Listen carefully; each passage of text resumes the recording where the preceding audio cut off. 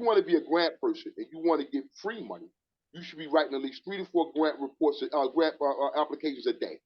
3 to 4. If that's your, if you sitting at home doing them, you want some grant money, they ain't gonna jump up and say, "Hey, I'm a grant, I'm here." You got to write them applications down. So if you write that, be disciplined in putting it in there, putting them grant applications in to find money. We need to learn the SBA 7A loan. We need to learn these things. There are tools out there for it, but y'all ain't using them. Y'all, and the other man is glad you're not using. Come on now. Listen, level up audience. He's dropping some nuggets here.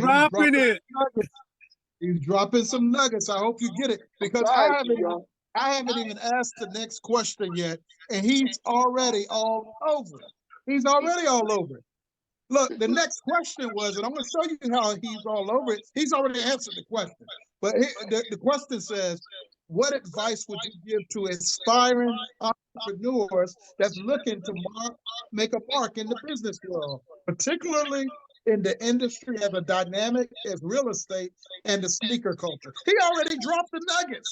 Well, we can check it. We can give him another ad. Let's give him a fork in the road. Give him a little more. When I first started, I worked for a gentleman named Zul Abdullah. God bless him, Mr. Zul Abdullah out of Manchester, England, Cleveland. Earl knows the story. I was getting junkers, man. I had horrible property.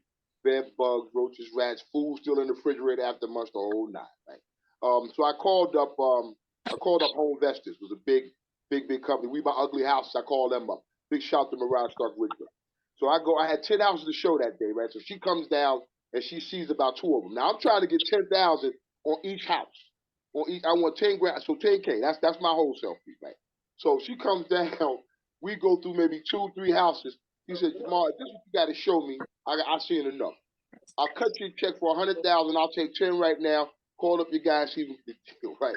So I called up Zul. He said, "Jamal, no way, right? No way we can do that, right?" But this one came good out of the deal.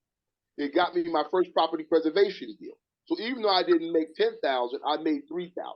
So to you rookies out there, you new guys coming in, learn to get something. Learn to get something.